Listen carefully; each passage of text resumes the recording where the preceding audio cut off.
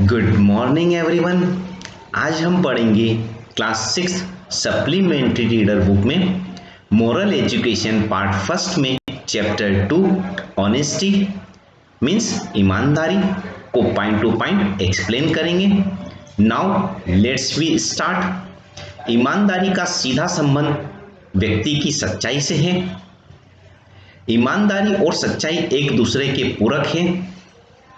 सत्यनिष्ठ व्यक्ति ही ईमानदारी के दामन को सहज भाव से पकड़ सकता है। ईमान जीवन की अमूल्य धरोहर है। ईमानदार व्यक्ति का चरित्र समाज में आदर्श बन जाता है। चरित्र मनुष्य के जीवन में सफलता की कुंजी होता है।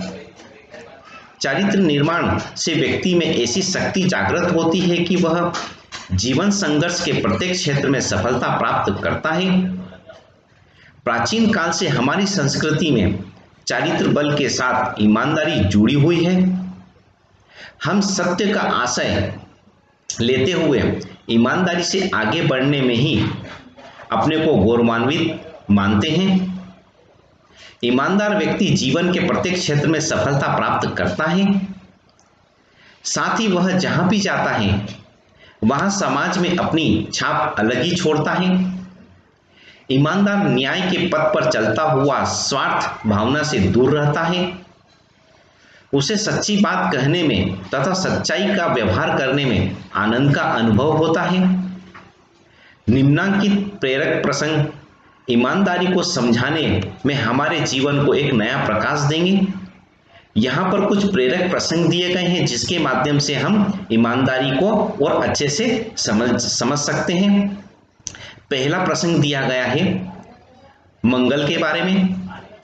मंगल अत्यंत निर्धन था, परंतु वह सदा सत्य की राह पर चलता था। दिन भर जंगल से लकड़ी काटकर उसे बाजार में बेचकर जो पैसा अर्जित करता उसी से वह अपने परिवार का पालन पोषण करता था। उसे अपने परिश्रम की कमाई पर पूरा संतोष था। एक दिन वह जंगल में लकड़ी काटने गया। नदी किनारे खड़े एक पेड़ पर चढ़कर लकड़ी काटने लगा।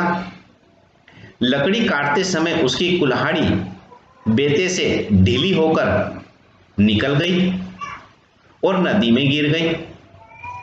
मंगल पेड़ से नीचे उतरा और नदी में कुल्हाड़ी ढूंढने लगा, परंतु कुल्हाड़ी नहीं मिली। वह असहाय और दुखी होकर नदी के किनारे बैठ गया। उसकी आंखों से आंसू बहने लगे क्योंकि उसके पास दूसरी कुल्हाड़ी खरीदने को पैसे नहीं थे और बिना कुल्हाड़ी के वह अपने परिवार का पालन कैसे करेगा। यह सोचकर वह बहुत दुखी था। वन देवता को मंगल पर दया आ गई। वे वहां प्रकट हो गए और बोले, भाई तुम क्यों रो रहे हो। मंगल ने उन्हें प्रणाम किया और कहा, मेरी कुल्हाड़ी पानी में गिर गई है। न मिलने के कारण मैं दुखी हूं। देवता ने कहा, रो मत, मैं तुम्हारी कुल्हाड़ी निकाल देता हूं। इतना कहकर देवता नदी के पानी में घुस गए।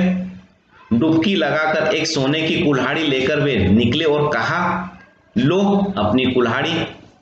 मंगल ने सिर उठाकर देखा और कहा, यह तो किसी बड़े धनवान की कुल्हाड़ी होगी, मेरी कुल्हाड़ी सोने की नहीं है। वन देवता ने दूसरी बार फिर डुबकी लगाई।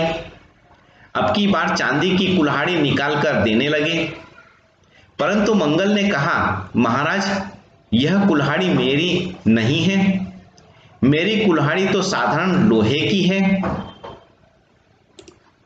देवता ने तीसरी बार फिर डुबकी लगाकर मंगल की लोहे की कुल्हाड़ी निकाल ली। मंगल कुल्हाड़ी देखकर प्रसन्न हो गया। देवता को धन्यवाद देने के बाद उसने अपनी कुल्हाड़ी ले ली।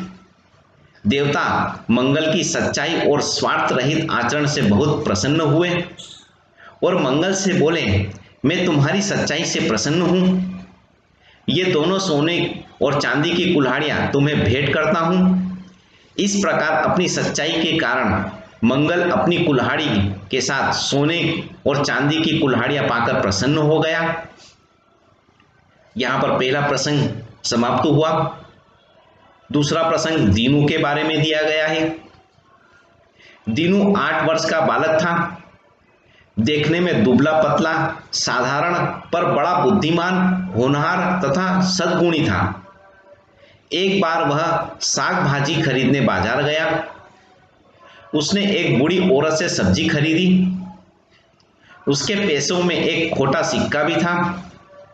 भूल से वह सिक्का उस बूढ़ी के पास चला गया। घर आने पर बालक को उसकी जानकारी हुई। उसने मन में सोचा, यह अच्छा नहीं हुआ। उसे बड़ा दुख हुआ। वह साग का थैला घर में छोड़ तुरंत दौड़ा दौड़ा उसी बूढ़ी औरत की दुकान पर गया। उसने कहा, दादी माँ, मुझसे भूल हो गई, क्षमा करें। बूढ़ी बोली, क्या हुआ बेटा, तनिक बता तो। तू दौड़कर आया है, तेरी सांस कितनी जोर से चल रही है। दीनू ने कहा, मेरा खोटा सिक्का भूल से आपके पास आ गया है, उसे बदल लो। बूढ़ी ने पहले तो मना किया, फिर अपने पैसों की टोकरी सामने रखकर कहा, ले बेटा, तू ही खोजकर अपना सिक्का बदल ले। दीनू ने खोटा सिक्का निकालकर अच्छा सिक्का डाल दिया। बुढ़िया ने बालक की ईमानदारी देखकर उसे ढेरों आशीष दिए। यही बालक बड़ा होकर पंडित दीनदयाल बना। यहां पर दूसरा प्रसंग समाप्त हुआ। तीसरा प्रसंग, महाराष्ट्र के रत्नागिरी जिले में एक गांव है, कोतुलक। इसी गांव में श्री कृष्णराव श्रीधर गोखले नाम के एक व्यक्ति रहते थे। श्री कृष्णराव ईमानदार और स्वाभिमान थे। बचपन में इन्हें वाधोवा अर्थात शेर कहा जाता था।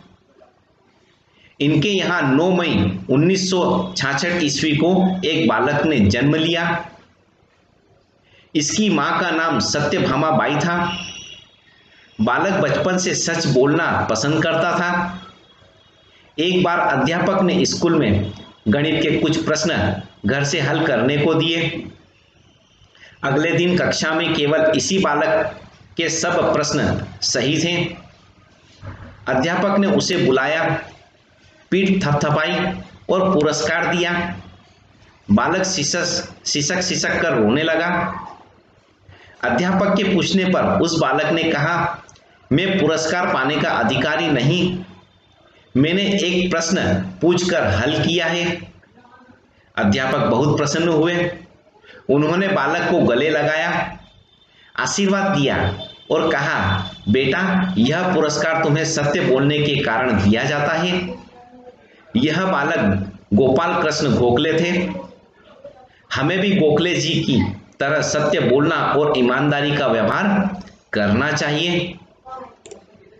यहाँ पर तीसरा प्रसंग समाप्त हुआ। चौथा प्रसंग, इस्लाम धर्म के दूसरे खलीफा हजरत उमर बहुत ही ईमानदार, न्यायप्रिय व प्रजा से स्नेह रखने वाले खलीफा थे। उनका लिबास सादा व पेबंद लगा होता था। वह खाना भी एक समय खाते थे। जब उन्हें पता लग जाता था कि उनकी प्रजा में कोई भूखा नहीं है, वे रात को वेश बदलकर अपनी प्रजा का हाल भी स्वयं मालूम करते थे। एक बार जब वह एक झोपड़ी के पास से गुजर रहे थे तो एक लड़की की आवाज आई, जो अपने माँ से कह रही थी, नहीं नहीं माँ, मैं ऐसा नहीं करूँगी।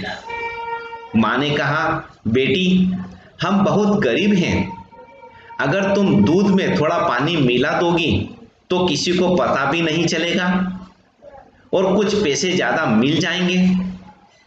लड़की ने फिर से वही उत्तर दिया, नहीं माँ, मैं ऐसा नहीं कर सकती। खलीफा उमर बेईमानी का बहुत कठोर दंड देंगे।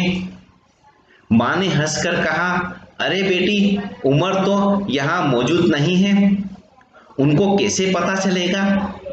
लड़की ने कहा, माँ, उमर नहीं देख रहे हैं तो क्या, खुदा तो हर जगह मौजूद है, वो तो देख रहा है।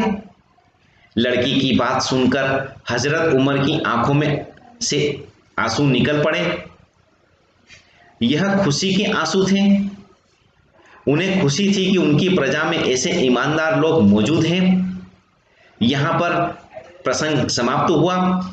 इन प्रसंगों के माध्यम से आप भी ईमानदारी और सत्यनिष्ठा के बारे में जानकर और इन्हें अपने जीवन में अपनाकर अपना जीवन सत्यमय बनाएंगे। ओके, यहाँ पर आपका चैप्टर कंप्लीट हुआ। इस चैप्टर की पीडीएफ आपको सेंड कर दी जाएगी। Okay, thank you.